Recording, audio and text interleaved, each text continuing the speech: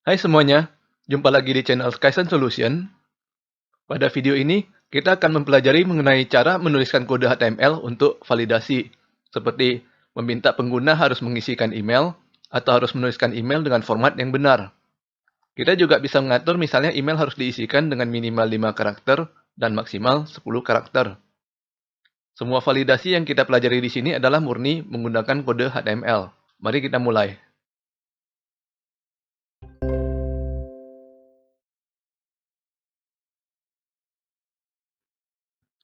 Kita buka kembali file form.html dari pelajaran terakhir.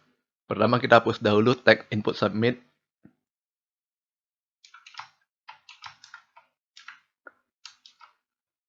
Sedangkan tag button kita biarkan, namun kita hapus tag H1-nya.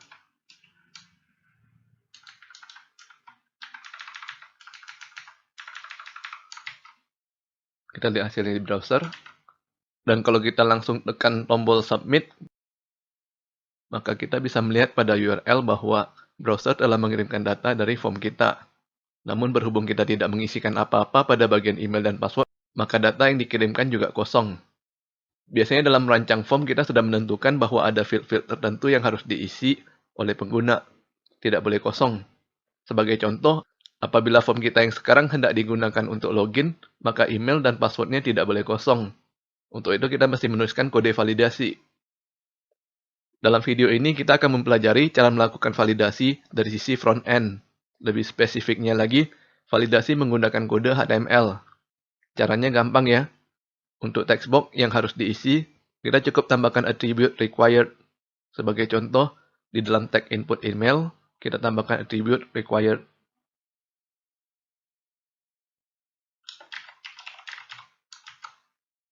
Kita coba pada browser.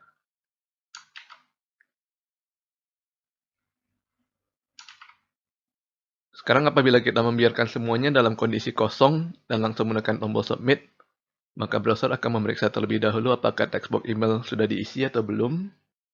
Apabila ternyata belum diisi, maka akan muncul pesan kesalahan, please fill out this field.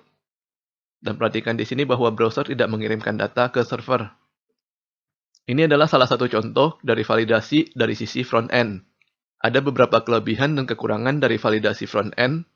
Kelebihan pertamanya adalah cara untuk melakukan validasinya paling gampang ya. Kita cukup menambahkan satu kata required saja ke dalam tag input.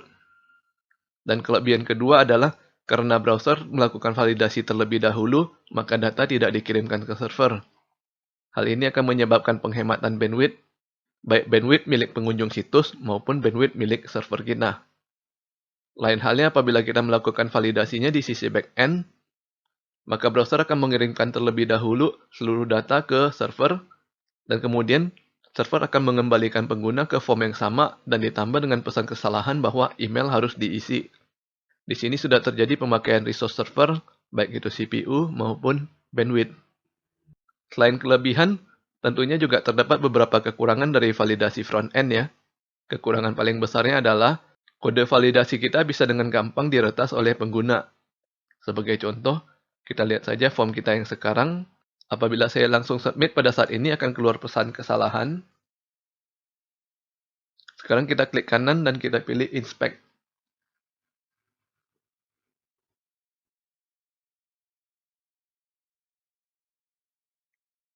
Maka browser akan keluar development tools-nya.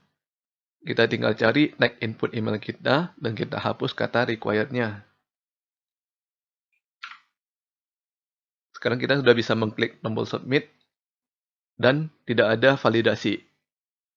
Jadi perlu diingat di sini ya, walaupun kita sudah melakukan validasi dari sisi front end, dari sisi back end tetap harus ada validasi ulang. Kekurangan kedua dari validasi ini adalah ketergantungannya terhadap browser. Kita bisa melakukan search Google dengan kata kunci HTML input required.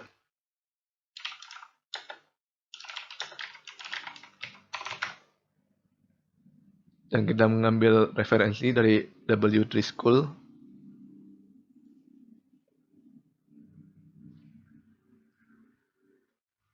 Di sini kita bisa melihat versi dari browser yang mendukung attribute required ini. Misalnya Chrome dimulai dari versi 5 ke atas.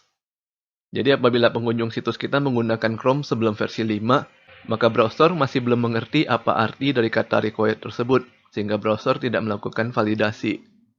Dan kekurangan terakhir yang kita bahas di sini adalah pesan kesalahan dari validasi tersebut. Kita bisa melihat bahwa tulisan yang keluar di sini adalah please fill out this field. Tulisan ini bersifat umum ya. Kita tidak bisa menggantinya dengan pesan yang lebih spesifik, misalnya menjadi harap isi email.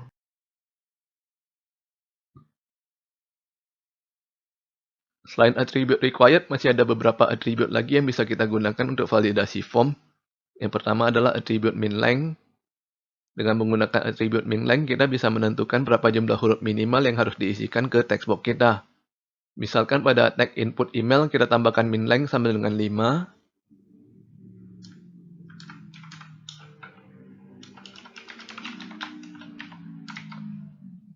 Kita refresh browser. Dan kita coba masukkan huruf A saja. Maka browser akan mengeluarkan pesan kesalahan baru ya, yang meminta kita untuk memasukkan minimal 5 karakter ke dalam text box email. Kita bisa melakukan search ke Google dengan kata kunci HTML input min length.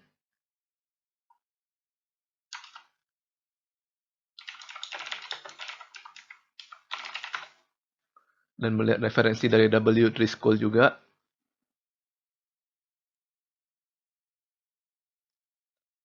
Di sini disebutkan bahwa browser yang bisa mendukung attribute min length harus menggunakan versi yang jauh lebih tinggi lagi dibandingkan dengan required.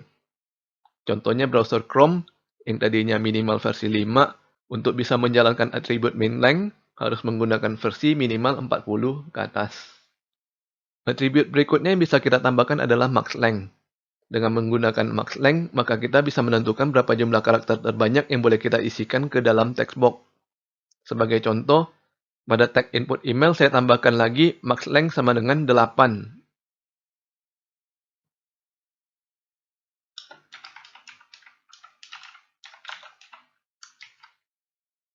Dan kita coba refresh form kita.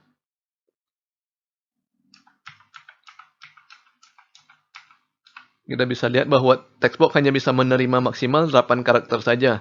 Huruf berikutnya yang saya masukkan sudah tidak bisa menambahkan data lagi di dalam text box. Selanjutnya kita akan mempelajari cara melakukan validasi melalui attribute type. Pertama kita pindahkan dahulu attribute min length dan max length ke tag input password.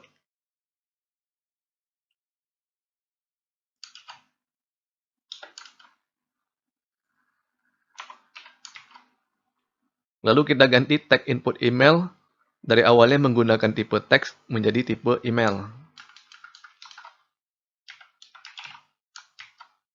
Dengan menggunakan tipe email ini, maka browser akan secara otomatis melakukan validasi terhadap data yang dimasukkan oleh pengguna agar data tersebut sesuai dengan format email. Kita coba refresh browser kita. Bisa kita tes di sini kalau saya hanya memasukkan huruf A saja, maka browser akan mengeluarkan pesan kesalahan dan meminta harus ada tanda @ karena semua email pasti ada tanda @-nya. Dan kalau kita tambahkan tanda @ saja,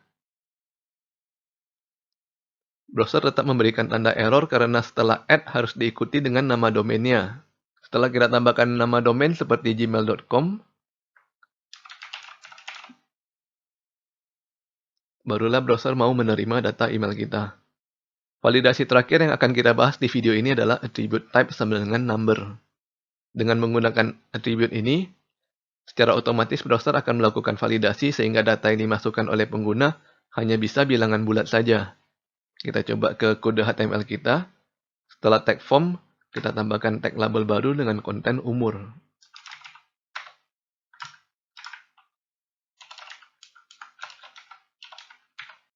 Setelah itu kita tambahkan lagi tag input dengan type sama dengan number, ID sama dengan umur, dan name sama dengan umur. Kita tambahkan konten tahun dan 2 buah tag BR. Kita coba refresh browser. Dan kita bisa coba di text box umur ini hanya bisa memasukkan angka saja ya.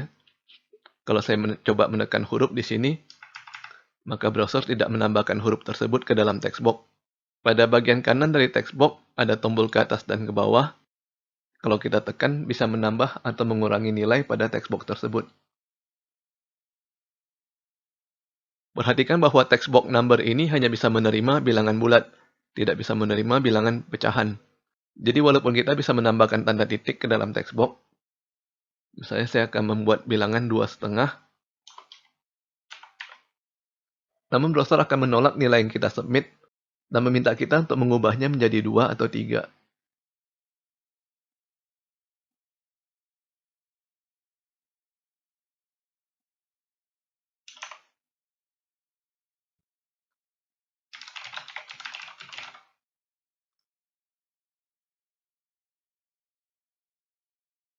Kita review kembali apa yang telah kita pelajari pada video ini. Kita telah mempelajari beberapa atribut yang bisa ditambahkan ke dalam tag input untuk membantu kita melakukan validasi terhadap data yang diberikan oleh pengguna.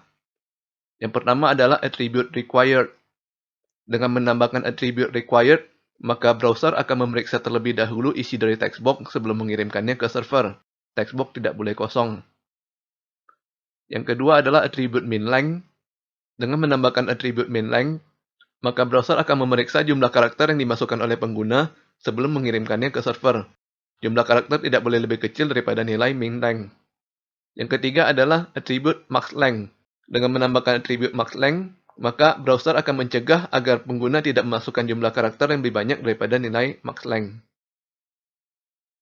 Kemudian kita juga telah mempelajari beberapa tipe input yang berfungsi untuk validasi. Yang pertama adalah tipe email, di mana browser akan memeriksa data yang dimasukkan oleh pengguna harus sesuai dengan format email. Dan yang kedua adalah tipe number, yang menyebabkan text box hanya bisa diisi dengan angka yang akan membentuk bilangan bulat. Oke, sampai di sini dulu video kita kali ini. Bagi yang ingin mendapatkan source code atau slide dari video ini, bisa melihat link pada deskripsi video. Jangan lupa subscribe ke channel Skysun Solution untuk mendapatkan informasi terbaru dari kami. Sampai bertemu lagi di video berikutnya.